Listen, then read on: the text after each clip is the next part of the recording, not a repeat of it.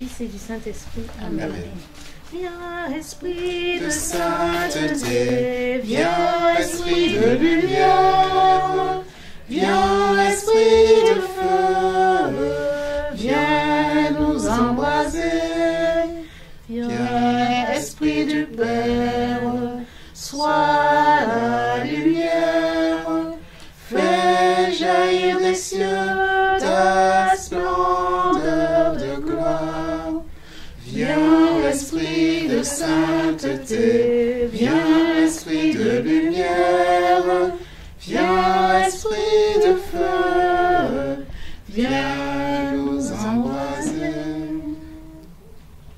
Au nom du Père, du Fils et du Saint-Esprit. Amen. Alors, ce qui me revient là pendant quelques minutes, c'est de vous parler de ce qu'on appelle la règle d'or. Donc la règle d'or, c'est le passage de Matthieu 7, chapitre 7, verset 12. Donc je vous l'ai noté en début. Ainsi, tout ce que vous voudriez que les autres fassent pour vous, faites-le pour eux, vous aussi. Voilà ce que disent la loi et les prophètes. Voilà. Donc, j'ai fait exprès de mettre les phrases, découper les phrases ainsi, parce qu'on va les regarder, pas dans cet ordre, mais en tout cas, on va découper ce verset de cette manière-là. Mais d'abord, on va passer à des généralités. Donc, la règle d'or, c'est quoi? Alors, en fait, c'est pas un terme propre au christianisme. La règle d'or, c'est aussi la règle de réciprocité qu'on retrouve dans toutes les cultures, toutes les religions, très anciennes des fois, et qui sont des principes fondamentaux qu'on ne va pas remettre en cause tout simplement parce que c'est fondamental. Donc là, je vous ai fait quelques citations de règles d'or, j'ai trouvé sur le net. Alors, il y a la règle d'or du zoroastrisme. La nature est bonne seulement quand elle ne fait pas aux autres quoi que ce soit qui n'est pas bon pour soi-même. Voilà. Vous avez encore le Confucius, le confucianisme. On doit aimer son prochain comme soi-même, ne pas lui faire ce que nous ne voudrions pas qu'il nous fasse, qu'il nous fît.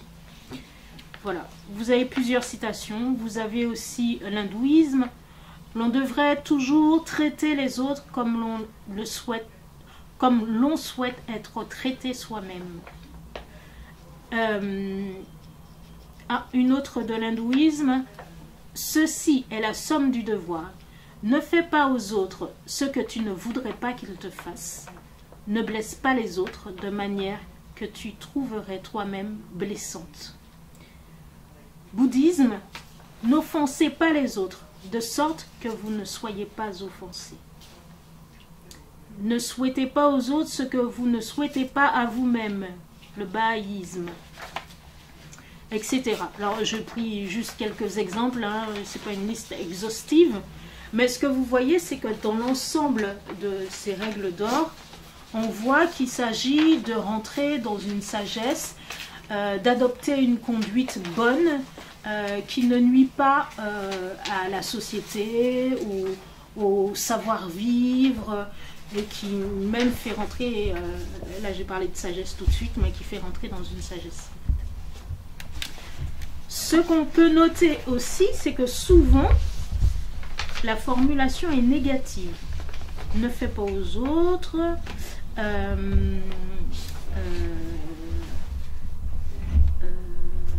n'offensez pas les autres, ne souhaitez pas aux autres. Enfin, c'est une formule négative où on dit qu'il est important de ne pas faire de mal à l'autre.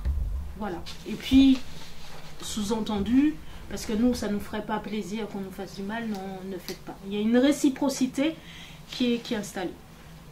Donc, on va retrouver ça aussi dans le judaïsme. Alors, une des règles d'or qui est citée ici, c'est « Ce qui est détestable à tes yeux, ne le fais pas à autrui. c'est là toute la Torah. Le reste n'est que commentaire. Maintenant, va et étudie. Ça, c'est une phrase que Hillel cite à un païen qui vient et qui dit « Fais-moi prosélyte ». Prosélyte à l'époque, c'est le convertir au judaïsme. Fais-moi prosélyte, convertis-moi. Et alors lui, il rajoute l'histoire, il rajoute « Pendant que je serai sur un pied, convertis-moi et enseigne-moi la Torah ». Et donc, Hillel lui dit, bah écoute, si vraiment tu y tiens, ce que je te dis, c'est ne fais pas ce qui est détestable à tes yeux, ne le fais pas autrui, voilà toute la Torah, va et étudie. Voilà. Donc, pour Hillel, c'est toute la Torah qui est résumée dans cette phrase et qu'il donne à ce païen qui souhaite être converti. On retrouve aussi une règle d'or dans Tobie. Alors, je ne vous l'ai pas mise, mais vous pouvez noter Tobie 4, chapitre 4, verset 15. Ce que tu n'aimes pas, ne le fais à personne.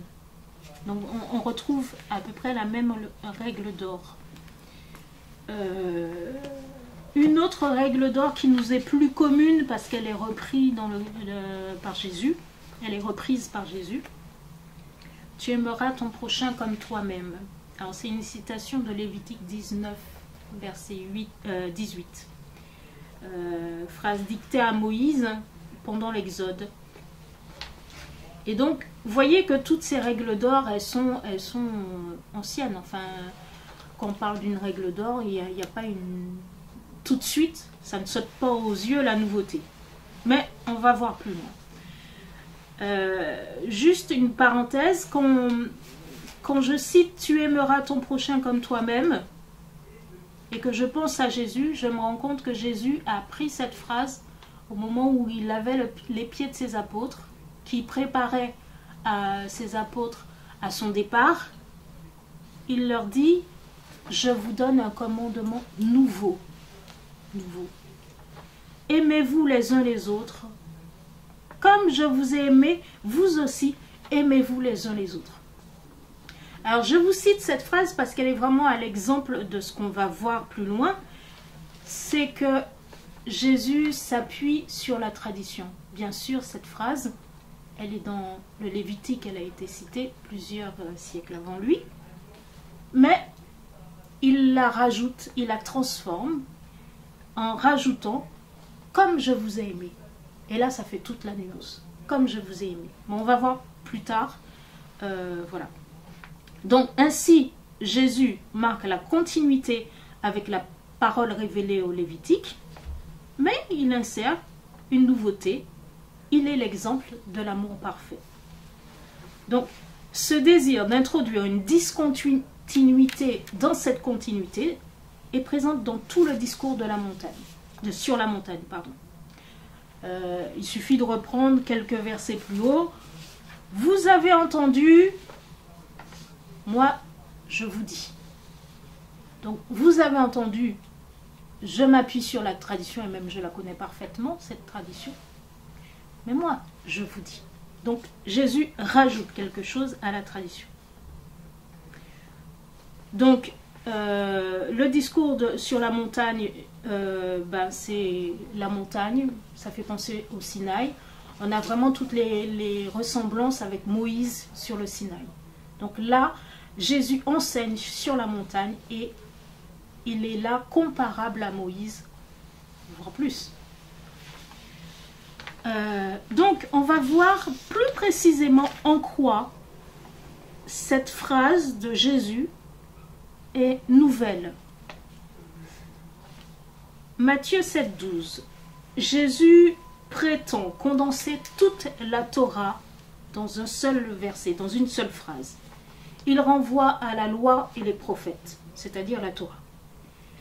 Il s'appuie sur la tradition qu'il connaît parfaitement et donc cette phrase a un poids important, une charnière dans ce discours. Donc, avant d'étudier précisément le verset, on va regarder comment il se situe, comment il s'articule à l'intérieur du discours sur la montagne. Alors ici, je vous cite une partie, hein, je ne l'ai pas mis complètement, un plan fait par un exégète qui s'appelle Clement Stock et qui articule ainsi, alors c'est découpé sur les 2 pages. Vous avez, alors c'est bête, ouais, ça aurait été bien que ça soit sur la même page, mais bon. Vous avez le verset, l'introduction narrative où Jésus enseigne. Mettez en regard les deux feuilles pour pouvoir comprendre. Et à la fin, en 5,28, vous avez une conclusion où la foule dit ils sont frappés par l'enseignement de Jésus. C'est bon, vous suivez voilà. Donc vous avez un plan qui est sous une structure concentrique. Donc d'un côté, Jésus enseigne, d'un côté, la foule dit on est frappé par son enseignement. Ensuite, grand A, vous avez l'introduction générale du discours, des béatitudes. Et en A', vous avez une conclusion générale qui pousse à la mise en pratique. D'accord? Alors cet exégète fait des rapports avec l'usage de la première, deuxième ou troisième personne du pluriel qui permet de rapprocher les parties. Ensuite, ce qui nous concerne plus exactement, on a la partie B qui est en regard, alors qui est une introduction à tout ce qui est la loi, les prophètes, et qui est en regard avec la partie B', qui est la conclusion particulière sur la loi et les prophètes. La partie B', c'est celle qui nous concerne, c'est Matthieu 7, 12. Et puis après, vous avez la partie centrale du discours sur la montagne. D'accord? Vous voyez, là, c'est bon? Ça va? Bien sûr. Ouais.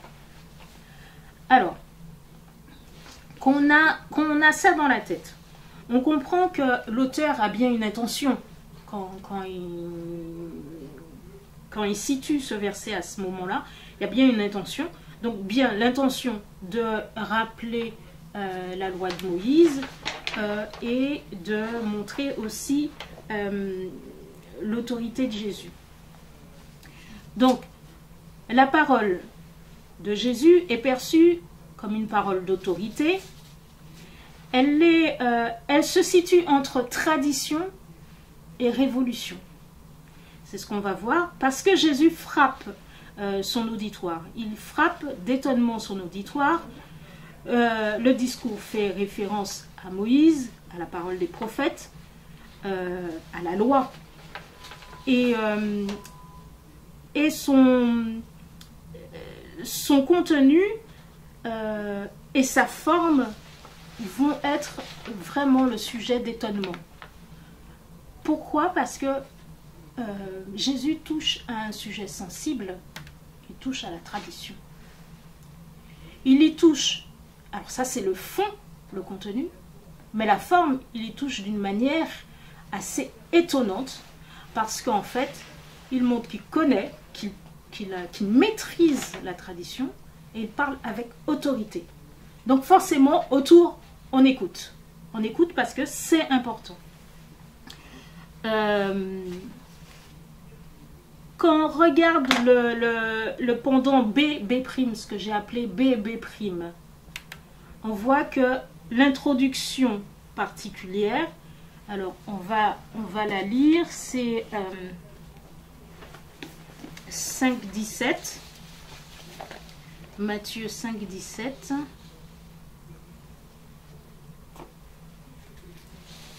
Matthieu 5, verset 17. N'allez pas croire que je sois venu abroger la loi ou les prophètes. Je ne suis pas venu abroger, mais accomplir. Car en vérité, je vous le déclare, avant que ne passent le ciel et la terre, pas un i, pas un point du i ne passera de la loi, que tout ne soit arrivé. Dès lors, celui qui transgressera un seul de ces petits commandements et enseignera aux hommes à faire de même, sera déclaré le plus petit dans le royaume des cieux. Au contraire, celui qui les mettra en pratique et les enseignera, celui-là sera déclaré grand dans le royaume des cieux. Alors, je vais m'arrêter là. Et donc, on comprend que cette phrase dite de manière condensée a une importance capitale. Il rajoute à la fin du verset, si on reprend le verset Matthieu 7, 12, à la fin du verset, il dit « Voilà ce que disent la loi et les prophètes. » Donc, clairement, tout est résumé dans cette phrase.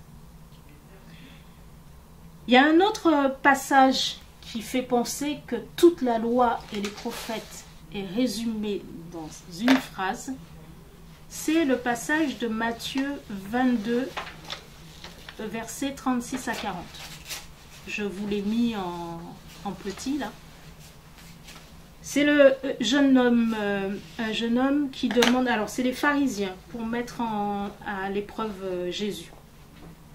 Il y en a un qui dit, Maître, dans la loi, quel est le grand commandement? Jésus lui répondit, Tu aimeras le Seigneur ton Dieu de tout ton cœur, de toute ton âme et de tout ton esprit. Voilà le grand commandement, le premier commandement. Et il ajoute, parce que Jésus il ne peut pas s'empêcher, et à chaque fois qu'il y a la tradition, il dit la tradition, mais il ajoute quelque chose. Et le second lui est semblable, tu aimeras ton prochain comme toi-même. De ces deux commandements dépend toute la loi ainsi que les prophètes. Donc là, on retrouve cette fameuse règle d'or qu'on avait citée pour le judaïsme, qui est citée comme toute la loi et les prophètes. Alors, puisqu'on a montré que Jésus est pleinement dans la tradition, mais que cette tradition a une force et une force supplémentaire qui se dégage de la personne de Jésus, on va essayer de regarder plus précisément notre verset. Et la première chose qui saute aux yeux, c'est que ce verset, il est écrit dans une formulation positive. Alors, qu'est-ce que ça veut dire? On voit que, alors je vous ai cité, oui, je vous l'ai mis là. Ce verset, il est comme tous les autres, il est un peu en deux parties qui se répondent et qui expriment une réciprocité. Mais la formulation positive, tout ce que vous voudriez que les autres fassent pour vous, et non pas tout ce que vous ne voulez pas qu'on vous fasse, mais tout ce que vous voudriez que les autres fassent pour vous. Ça, c'est fondamental. Cette formulation-là, elle a un impact important puisqu'il ne s'agit pas de ne pas faire le mal. Comme beaucoup de gens que je rencontre dans la rue en disant « j'ai pas tué, j'ai pas volé, c'est quoi le problème? Moi, je suis bien. » Non. Là, il va plus loin que ne pas faire le mal. Il faut faire le bien. Et le bien qu'on imaginerait pour soi-même, il faut le faire pour les autres.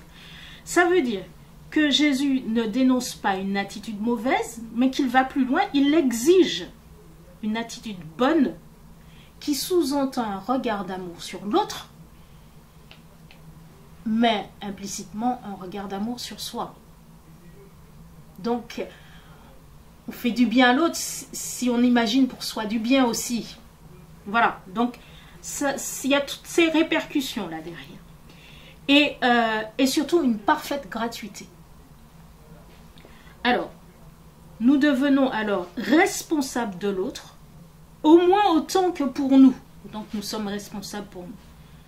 Ainsi, l'omission, l'acte par omission, l'omission de l'acte, en fait, je ne sais pas comment dire, qui n'est pas couvert par la formulation négative. Ne faites pas aux autres du mal. Très bien. Mais on peut oublier de faire du bien. Ça rentre pas dans le cadre de ne faites pas aux autres ce que vous voulez pas qu'on vous fasse. Ben, très bien, j'ai pas tué, j'ai pas volé, mais j'ai pas non plus pensé à faire ci ou ça. Donc l'omission n'est pas couverte et Jésus la condamne en Matthieu 25, 31. Elle est vraiment... Alors, je cherche Matthieu 25, 31. C'est assez terrible ce qu'il dit en Matthieu 25, 31, si on comprend bien. 25, 31. Quand le Fils de l'homme viendra dans sa... Je suis bien à 25, hein, Matthieu 25. Quand le Fils de l'homme viendra dans sa gloire, accompagné de tous les anges, alors il siégera sur le trône de gloire. Devant lui seront rassemblées toutes les nations. Il séparera les hommes les uns des autres, comme le berger sépare les brebis des chèvres. Il placera les brebis à sa droite et les chèvres à sa gauche. On est bien dans le cadre d'un jugement. Alors le roi dira à ceux qui seront à sa droite, « Venez les bénis de mon Père, recevez en partage le royaume qui a été préparé pour vous depuis la fondation du monde. Car j'ai eu faim et vous m'avez donné à manger. J'ai eu soif et vous m'avez donné à boire. J'étais un étranger et vous m'avez accueilli. Nu et vous m'avez vêtu. Malade et vous m'avez visité. En prison et vous êtes venu à moi. » Alors les justes répondront, « Seigneur, quand nous est-il arrivé de te voir affamé, de te nourrir, assoiffé, de te donner à boire? Quand nous est-il arrivé de te voir étranger et de te recueillir, nu, de te vêtir? Quand nous est-il arrivé de te voir malade ou en prison et de venir à toi? » Et le roi leur répondra, « En vérité, je vous le déclare, chaque fois que vous l'avez fait à l'un de ces petits qui sont mes frères, c'est à moi que vous l'avez fait. » Alors il dira à ceux qui seront à sa gauche, « Allez-vous-en loin de moi, maudits, au feu éternel qui a été préparé pour le diable et ses anges, car j'ai eu faim et vous ne m'avez pas donné à manger. J'ai eu soif et vous ne m'avez pas donné à boire.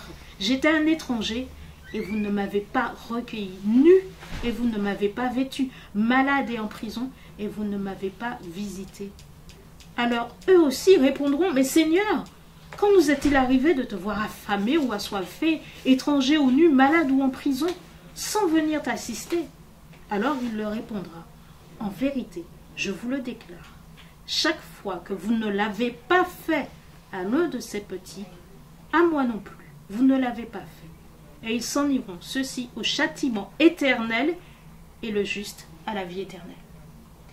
Donc, ce passage-là est assez fort et l'omission n'est pas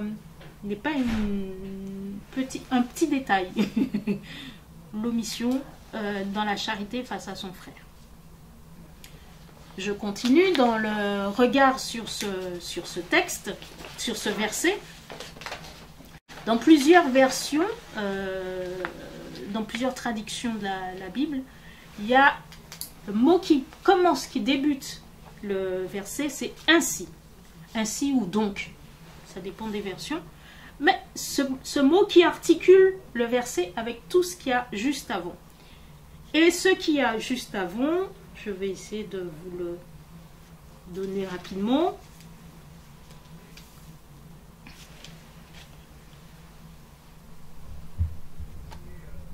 Alors, c'est toute la série « Demandez et on vous donnera. Cherchez et vous trouverez. Frappez et l'on vous ouvrira. En effet, quiconque demande reçoit. Qui cherche trouve. Qui frappe on ouvrira. » Ou encore, qui d'entre vous, si son fils lui demande du pain, lui donnera une pierre, etc. Je continue pas, mais je crois que vous le connaissez bien, ce passage-là. Et donc, Jésus, quand il dit ça, on entend que qui cherche, qui demande, trouve une réponse en Dieu. Que c'est Dieu qui pourvoit. Chaque fois qu'on demande, c'est Dieu qui pourvoit. C'est Dieu qui ouvre, c'est Dieu qui fait trouver, etc. Donc, de cette attitude de perfection, Jésus insiste. Il nous fait rentrer dans cette attitude de perfection.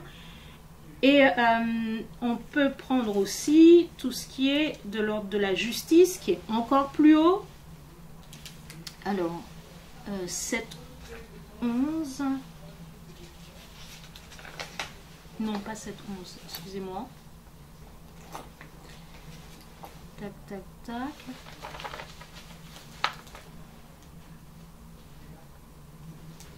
Bon, c'est la justice, quand il dit la justice votre justice doit surpasser celle des pharisiens. On vous a dit, c'est toute la partie qui fait œil pour œil, dent pour dent. Donc c'est 6, 19, 7, 1. Ne vous posez pas en juge afin de ne pas être jugé, car c'est de la façon dont vous jugez qu'on vous jugera, etc. Qu'as-tu à regarder la paille qui est dans l'œil de ton frère? Voilà. Toute cette partie-là. Donc, on voit bien que Jésus, là, il présente quelque chose qui est encore au-dessus. Il dit des choses, demandez, vous trouverez, et on voit bien que c'est lui qui fournit, qui est le donateur, c'est lui qui est à l'origine des choses. Il nous demande de ne pas juger, mais de manière parfaite. Donc, il met l'exigence assez haut et il conclut par quelque chose qui est assez terrible. Il nous dit tout simplement, soyez parfaits, comme votre Père est parfait. Voilà, la conclusion, elle est là. Mais alors, ainsi, Jésus nous donne de regarder la perfection comme notre vocation propre, celle qui nous conduira au bonheur, le vrai bonheur. Quand il ajoute, regardez le verset, vous aussi, donc, ainsi, tout ce que vous voudriez que les autres fassent pour vous, faites-le pour eux, vous aussi. Ça veut dire qu'il nous entraîne à sa suite. Vous aussi, le aussi, c'est qui est-ce qui l'a fait avant nous? C'est Dieu. Donc, à sa suite, on va essayer de suivre ce chemin-là. Mais, très bien, on entend ce que Jésus veut, hein, on est content qu'il veuille tout ça pour nous, mais ça peut être un peu déconcertant. Exemple, Matthieu 19, versets 25-26. Si on regarde en Matthieu 19, il y en a qui sont un peu déconcertés là, parce que la barre est mise tellement haut. Le jeune homme riche, qui est tout content de citer la loi, et voilà, qui connaît par cœur et qui l'applique.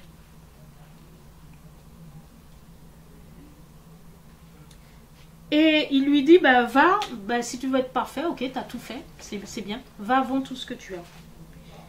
Et Jésus dit à ses disciples, en vérité, je vous le déclare, un riche entrera difficilement dans le royaume des cieux.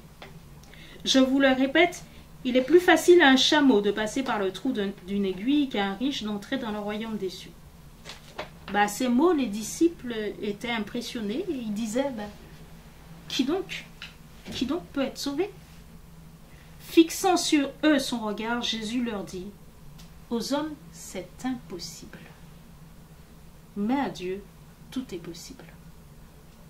Alors on se retrouve, il est en train de nous acculer à quelque chose, il nous demande des choses énormes et puis il nous dit c'est impossible. Mais à Dieu c'est possible. Alors, en plus, cette exigence qu'il nous dit, voilà, il faut faire ça, il nous le dit, mais avec l'usage de l'impératif. Faites, il ne nous dit pas essayez de faire, si vous pouvez le faire, ce serait bien.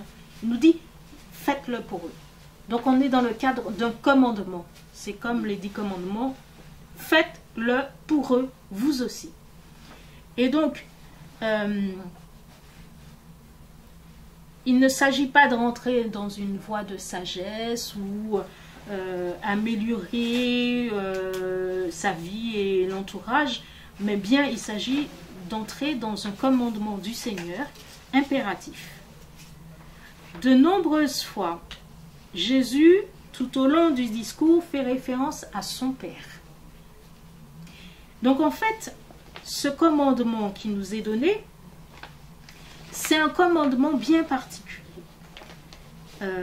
Parce que si je parle du Père, et notamment la prière qui nous dicte, qui est au milieu, le Notre Père, qui est en verset 6-5, le Notre Père qui nous cite, ben, il nous enseigne à prier en commençant par dire Notre Père. Donc, ça veut dire que tout le discours de Jésus est pour nous faire entrer comme fils dans le royaume des cieux. Parce que bien sûr, l'enjeu derrière tout ça, quand il y a les béatitudes, quand il parle de l'attitude juste face aux choses matérielles, etc., c'est bien ce qu'il vise, c'est le royaume des cieux, et c'est demeurer comme un fils. Alors, je ne reprends pas, ce qui pourrait être bien, c'est de regarder les passages qui précèdent, où à chaque fois il finit comme mon père, ou votre père, ou etc. Mais on rentre dans une filiation. Donc, pour conclure, Jésus en Matthieu 7,12 émet un commandement qui est le commandement de celui qui aime. Celui qui aime et donc qui agit en premier. En effet, la parole de Jésus s'appuie aussi sur ses actes, car il est le premier à accomplir la loi par sa mort et sa résurrection. La puissance des mots de Jésus viennent de l'autorité qu'il tient de son Père, donc toujours dans cette filiation. Et l'exigence que l'on perçoit de ces paroles viennent de l'urgence qu'il est pour nous de rentrer dans la filiation et dans le royaume des cieux. Dans cette filiation où Jésus lui-même nous précède. Donc notre bonheur est d'être parfait, comme Jésus lui-même est parfait, selon la volonté de son Père, qui est aussi notre Père. Voilà. Alors, je ne sais pas si vous avez des questions. S'il y a des remarques, des questions.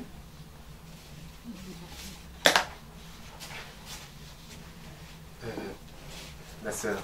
Oui. Un riche. Tu dois? Oui. Oui. Oui. Ah, d'accord, tu dois 3 parties. Au concert. Donc je m'occupe de 2. D'accord. Quand je vais et je redescends. D'accord, ok. Merci. Un riche qui s'approche du Seigneur et qui lui dit Maître, que faut-il faire pour avoir la vie éternelle? Et le Seigneur le regarde et lui dit fais ce que prescrit la loi, c'est-à-dire oui, fais ce que prescrit la loi. Que prescrit la loi. Et donc là, il cite tous les commandements. Les 10 commandements. Ouais. Et il lui dit, je l'ai fait depuis ma naissance, en fait. Oui. Et le Seigneur, de le regarder et de l'aimer. Oui. Puis, malgré tout ça, il trouve que ce n'est pas suffisant. En fait, il lui dit encore, va chez toi, vends tout ce que tu as et suis-moi. Ouais. Non, mais franchement, déjà, c'est compliqué de suivre les 10 commandements. Mais oui, parce que tu as raison de dire ça, parce que s'il le regarde et qu'il l'aime, s'il a vu quelque chose de très beau en lui, Oui. c'est pas que c'est rien. Et depuis son enfance, il a suivi, non mais c'est magnifique. Sauf que on est fait pour le royaume, c'est-à-dire on n'est pas fait pour le monde. Et la richesse, elle nous raccroche au monde. Oui. Enfin, il a beau avoir fait des choses magnifiques, mais il a un petit truc qu'il tient. Et Mais donc, Jésus a envie qu'il soit pleinement. Mais ça ne veut pas dire qu'il n'ira pas au ciel, puisque c'est comme si en fait il... Non oui. Non, non, là, je pense pas que là il s'agit qu'il aille en enfer ou pas. Mais il y a quand même le risque. C'est ça, c'est que en fait, apparemment le Seigneur a vu qu'il y avait quand même ce côté matériel qui était comme un handicap et qui pourrait le nuire à la longue. Oui. Et, oui, complètement. Enfin, moi, je le vois comme ça. Hein. C'est peut-être une interprétation, mais complètement. Il y a encore ce lien qu'il retient à la terre, alors que il pourrait être pleinement fils.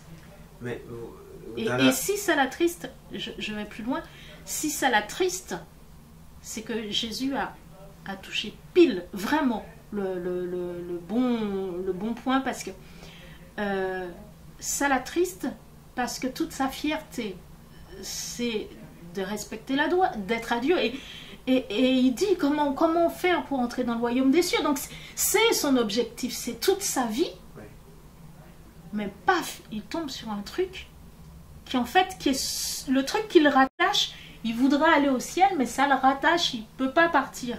Et Jésus met la lumière sur ce lien. Oui, mais il me semble que, je ne sais pas, je ne me rappelle plus avec les attitudes du texte, mais il me semble que il a fait une réflexion disant qu'en fait, ses parents se sont donné beaucoup de mal pour avoir tout ce bien.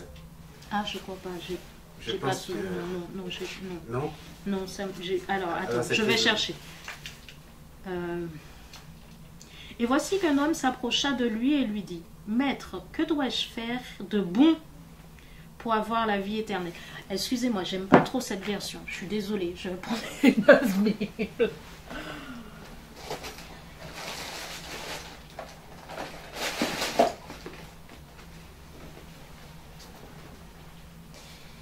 Je vais prendre une autre Bible, je préfère. Pardon, mais... Alors, le jeune homme riche, 19.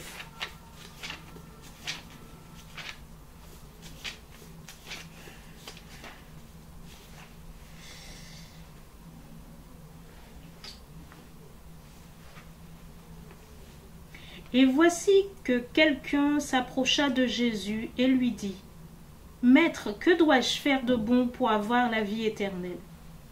Jésus lui dit, « Pourquoi m'interroges-tu sur ce qui est bon ?» Parce que là déjà, cette phrase, quand vous la regardez, « Que dois-je faire de bon ?» Comme si j'ai un mérite à faire quelque chose de bon qui me donnerait, qui me permettrait d'accéder. Donc il y a déjà, Jésus rectifie le truc. Pourquoi tu m'en parles de ce qui est bon? Celui, que dois-je faire de bon? Et il répond, celui qui est bon, c'est Dieu, et lui seul. Donc voilà. Si tu veux entrer dans la vie, observe les commandements.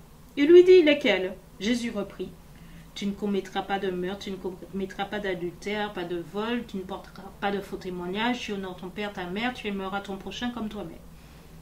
Le jeune homme lui dit, tout cela, je l'ai observé. Que me manque-t-il encore? Donc à aucun moment, Jésus ne parle... Après, Jésus lui répond, si tu veux être parfait, va, vends ce que tu possèdes, donne-le aux pauvres et tu auras un trésor dans les cieux. Puis viens et suis-moi. À ces mots, le jeune homme s'en alla tout triste, car il avait de grands biens. Et après ça? Ben, c'est tout. Après, Jésus parle aux disciples. C'est la phrase que je vous ai lue. Ok. Ça doit être dans un autre passage. Ou alors, c'est peut-être un film, j'ai regardé. C'est ça, c'est ça. Non, mais dans la Bible, c'est... Ouais. Bon, on sait qu'il a de grands biens, oui. On sait qu'il a de grands biens. Bon, déjà, il y a une chose qui m'interpelle un peu, c'est que le Seigneur dit, pourquoi m'interroges-tu sur ce qui est bon? Seul Dieu est bon. Un peu pour dire, en fait, finalement, quoi qu'on fera, en fait, on ne pourra jamais égaler la bonté. Enfin, c'est-à-dire, on ne pourra jamais être bon, quoi. C'est seulement Dieu qui pourra être bon. Non. Là, ce qu'il veut dire, c'est que il n'y a pas de choses vraiment qu'on puisse faire pour être bon, sinon être en Dieu. Le passage, c'est par Dieu. Oui. Voilà, c'est juste le passage, c'est par Dieu. Tout ce qui est le jeune homme riche, alors on s'écarte de Matthieu 7, 12. Hein, oui. Le jeune homme riche, tout ce qu'il doit comprendre, c'est que le moyen de rentrer dans le paradis et d'aller au royaume des cieux, c'est de passer par Dieu. La porte, c'est Jésus. Il fait un espèce de marchandage. Il dit, j'ai suivi tous les commandements. Voilà, c'est ça. Donc, tu dois accueillir dans le royaume des cieux. J'ai fait des choses avec la force du poignet. J'ai fait ci, j'ai fait ça. Résultat de course, je passe à la caisse. Tu dois me donner ce qu'il me doit. Enfin, c'est un peu caricatural, mais il n'y a pas des choses on n'a aucun mérite à être au ciel. Si on est au ciel, c'est pas parce qu'on a fait des choses. Oui, non mais je suis, tu vois ce que je veux dire? Plus que d'accord, ma soeur, mais franchement, Dieu nous a donné les 10 commandements pour qu'on les respecte. Ça n'est pas... donc, et il me semble qu'après avoir dit, je les ai respectés, il a dit, mais que me manque-t-il? Enfin, il sait bien qu'il doit y avoir encore... D'ailleurs, il veut être sûr qu'au fond, avec ça, au moins, il est... Et ce que ferait monsieur, madame, tout le monde, c'est-à-dire, moi, je m'imagine à sa place, c'est ce que je dirais. Je dirais, déjà, enfin, je n'arrive pas à suivre les 10. Mais ce qu'il faut comprendre, c'est que c'est parce qu'on est matériel, il nous faut dire des choses clairement, ne tue pas, ne fais pas ça, etc. pour qu'on puisse avancer. Dieu s'adapte à nous. Mais ce qu'il faut viser au final, c'est une communion parfaite entre le Père et le Fils. On peut faire des choses, ne pas tuer, ne pas voler, sans être dans la communion vraiment avec Jésus. Et ça, il essaie de faire toucher du doigt à ce jeune homme cette communion dans laquelle elle n'est pas parfaite parce que justement il y a un truc qui l'éloigne de Dieu. On voit tout de suite, quand il a mis la lumière sur la richesse, il est devenu triste. Autrement dit... donc ça veut dire qu'il y a quelque chose qui l'empêche d'aller vers Dieu là. Autrement dit, sinon il ne devrait pas être triste. Autrement dit, respecter les 10 commandements, c'est nécessaire mais pas suffisant, c'est ça. Ouais. La loi, elle est plus ample que ça. Il faut être dans une communion parfaite. C'est-à-dire dans cette obéissance aussi. À la limite, on peut imaginer un autre scénario. Elle lui dit, tout ce que tu as, vous le donne aux riches. Et le gars, super content, youpi, allez, je vous donne ça, allez, tenez, moi ce qui m'intéresse, c'est Jésus. Or là, c'est pas sa réponse. Sa réponse, c'est, ah ouais, mais j'aime bien mes richesses quand même, il va falloir que je m'en sépare. Ouais. On sent le décalage là. Je tomberai dans l'incertitude du lendemain, enfin, Oui, non, pas du tout. Mais il voit bien que le chemin n'est pas si facile. Non, mais la richesse, justement, elle garantit l'avenir. Enfin, il sera pas... Mais là, c'est Jésus qui va te garantir ton avenir. Oui, c'est ça. Justement, c'est Jésus. Il me semble que la difficulté, la vraie difficulté, c'est de pouvoir dépendre de la providence divine, quoi. De dépendre de Dieu, ouais. Oui, dépendre de Dieu. C'est la communion parfaite avec Dieu. Dépendre de nos garanties. Il nous dit, ne vous occupez pas du lendemain. Les oiseaux du ciel, ils ont tout ce qu'il faut. L'herbe des champs, elle pousse. Aujourd'hui, pendant la messe, le Père Giton a parlé d'une... Il y a quand même, quand on se tourne vers Dieu, une prise de risque. Il a dit ce mot, prise de risque. Et même le séminariste Jean, il a dit, quand Dieu appelle un amour si grand, face à un amour si grand, il n'y a qu'une réponse possible, l'abandon. Donc on s'abandonne et on se laisse faire. Et bien sûr qu'il y a de l'incertitude. Et du coup, tu ne peux plus calculer ton avenir. On ne peut plus calculer sur le mode du monde. Si j'ai tant, demain j'aurai tant. Non, on ne calcule plus là. C'est Dieu qui prend le truc en main. Et on est dans l'abandon parfait et sans savoir demain, je fais confiance. S'il m'a dit de faire ça, il doit bien savoir ce qu'il fait. Et comme il possède tout, il est en tout, il possède toutes choses, je lui fais confiance. Du coup, la règle d'or dans ça, c'est que qu'est-ce qu'il faut retenir? L'abandon? La règle d'or... Ça, c'est pas la règle d'or. Non. Il nous a égaré, il a essayé de nous égarer Wilfried. La règle mais on va revenir à notre règle d'or. Mais la règle d'or dans tout ça, elle est impressionnante parce qu'elle a un condensé de tout. Oui. On retrouve tout se raccroche. Vous voyez, on peut raccrocher justement cette phrase du jeune homme riche. C'est quoi la phrase pour le jeune homme riche? C'est ah oui, vends-le aux pauvres. Non. Alors, ce serait plutôt le commandement aimez-vous les uns les autres, par exemple. On peut raccrocher aussi. On peut raccrocher plein de choses. Comme on dit, œil pour œil, dent pour dent. Ma soeur, franchement, si la règle dit ce que tu voudrais qu'on fasse pour toi, fais-le à autrui, personne ne voudrait être pauvre. Donc si je rencontre un pauvre... Non, mais il n'y a pas de lien direct avec... c'est autre chose, le jeune homme riche. Mais si on remonte tout ce qu'il dit juste avant les béatitudes, tout ça, on voit que c'est résumé là-dedans. Quand il dit « Ne jugez pas pour ne pas être jugé. De la manière dont vous jugez, vous serez jugé. » On voit qu'on est en plein dans cette règle d'or. Ne vous faites pas de trésors. Alors ça c'est encore autre chose, ça c'est pour le royaume des cieux. Voilà. Vous avez appris qu'il a été dit œil pour œil, dent pour dent. Eh bien moi, je vous dis de ne pas riposter aux méchants. Mais si quelqu'un te gifle sur la joue droite, tends-lui encore l'autre joue. Si quelqu'un veut te poursuivre en justice, prends ta tunique, laisse-lui encore ton manteau. Enfin, on se pose dans une autre perspective. Là, on a un autre regard. On a un regard plus surnaturel par rapport à tout ça. Je sais pas, voilà. Des questions? Je sais pas, je trouve pas ça réalisable. C'est si quelqu'un me donne une gifle, je tourne la joue gauche. Moi, c'est pas ma... Ah bah oui, non, mais ça, c'est sûr que ça, c'est encore particulier. Bah, c'est bien gentil, c'est bien, ça paraît sublime sur le papier, mais fais-le vraiment. Ouais, attends, on t'agresse dans la rue. Je l'ai essayé. Vous savez, quand on est enfant, on est toujours en train de se disputer entre frères et sœurs. Ouais. Et je sais plus c'est de quoi le sujet de la dispute. Et avec ma sœur, on était petites, hein. Et donc, et je venais d'apprendre au caté cette phrase-là, attends la joue droite. Et donc, on était à table et ma sœur qui me balance une gifle, je sais plus c'était quoi. Ouais. Et je venais d'apprendre la joue, alors j'ai tendu l'autre joue et je me suis dit, elle va pas oser. Bah, elle m'a donné une deuxième torgnole bien tassée. Je suis bon, bah faut que je tende l'eau. Elle m'a donné une troisième torgnole et intérieurement, je dis, au secours, j'espère que maman va réagir parce que là, c'est pas possible. Et là, heureusement, maman est intervenue. Mais elle était prête à me donner les autres torgnoles, quoi. Bon, il n'y a pas de problème. Donc, c'est clair que cette phrase, elle n'est pas à prendre à la lettre, comme ça. Quoique, des fois, Jésus, il peut nous pousser à ses extrémités dans des cas particuliers. Non, c'est pas ça. Mais l'idée, c'est pas de... Elle a expliqué. Mais l'idée, n'est pas de ne pas se défendre.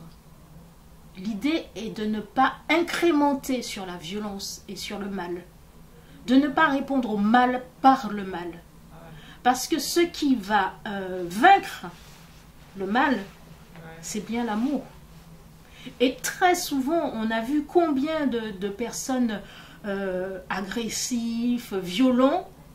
En fait, on se rend compte que quand on leur montre qu'ils sont aimés de Dieu, ça les désarme.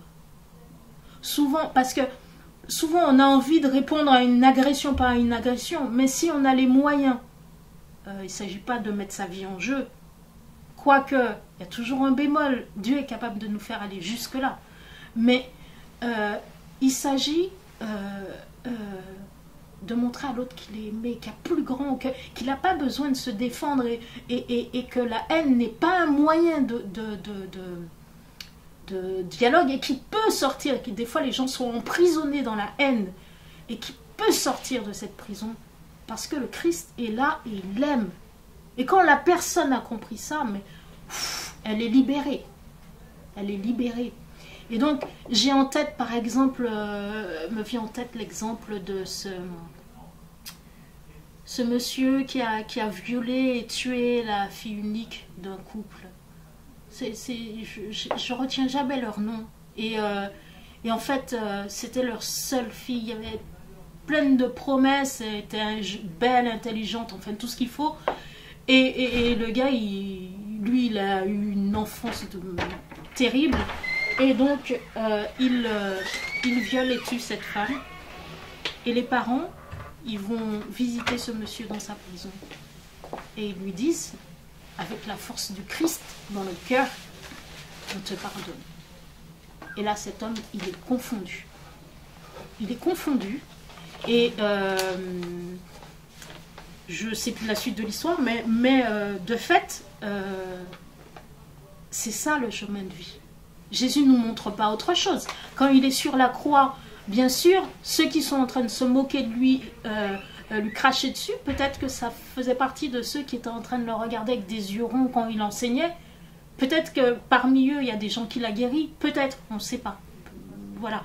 Mais, vous voyez, ce qu'il dit sur la croix, c'est pardonne-leur. Ils ne savent pas ce qu'ils font. Parce que derrière, ce qu'il faut comprendre, c'est que il faut éviter, mais là on s'écarte largement du sujet, mais il faut éviter de confondre les personnes et les actes. Les personnes peuvent poser des actes mauvais, mais les personnes sont des créatures de Dieu destinées au bonheur éternel, destinées au paradis. Et même si une personne pose un acte abominable, il faut qu'à un moment, il y a quelqu'un qui lui témoigne que quel que soit l'acte que tu as posé, Dieu t'aime et il peut te libérer. Il faut qu'à un moment, il entende ça.